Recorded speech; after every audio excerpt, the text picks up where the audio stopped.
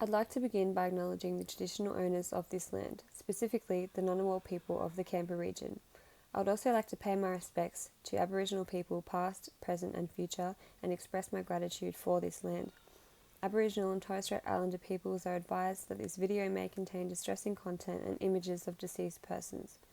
I live within a small village inside of Canberra called Hall and was a mixture of curious, surprised and disappointed by my findings.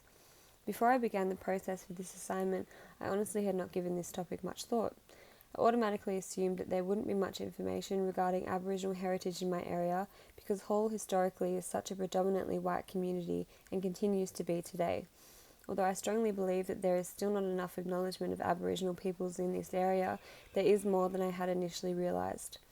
I have been raised in a very socially conscious household and so found aspects of Indigenous culture within my direct living environment. I also found an article on my bookshelf revealing some heritage-listed Aboriginal sites near Hall Creek, which I visited. However, they are unmarked, which is standard practice for a lot of sacred Aboriginal sites. I was surprised by these sites as I walk in this area every single day and hadn't thought about how sacred the land is that I'm walking on.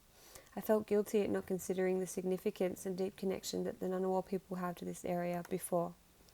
I began to question why the Aboriginal culture was nowhere near as acknowledged as European settler history in Hall. Upon reflection, I knew why. European settlement meant the near erasure of Aboriginal culture and presence in every pocket of our nation. Assimilation and integration of Aboriginal people into white society means that Aboriginal history overall and in my area is a mere whisper in comparison to the bellowing signs and information about white settlement. Europeans viewed Aboriginal people as primitive and therefore unworthy of respect, and the effects of this are clearly still seen today in many aspects of modern Australian society. Educational institutions do not teach Aboriginal history to students in the same way as white settler history. Aboriginal Australians are grossly overrepresented in the media and the criminal justice system. The large gap in health statistics for Aboriginal and non-Aboriginal Australians is deeply upsetting. Those are just a few examples of the continued effects of colonisation in Australia today and can explain why there is such a plethora of settler history around Hall in comparison to Aboriginal history. As I began to reflect on the role that I play in society, I felt a twang of embarrassment at my lack of depth of knowledge and observations about Aboriginal peoples in my area.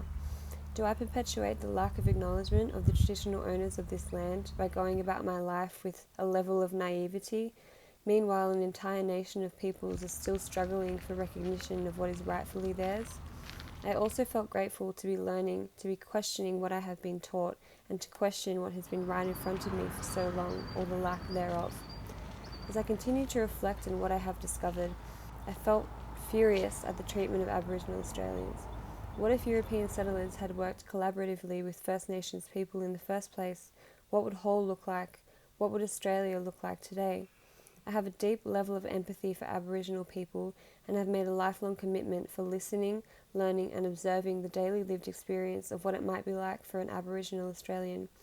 I take seriously the part that I play in society and have a heightened sense of self-awareness and awareness of the Aboriginal culture around me. I look forward to working collaboratively with Aboriginal Australians to make this society a more inclusive and respectful place. I consider myself to be a strong ally for the Indigenous Australian community. While there are shallow nods to Aboriginal history in my area, I would like to see more through more readily available and easy to read signage about the Aboriginal people of the area and more Aboriginal events so that people are having direct access and interactions with the culture around them.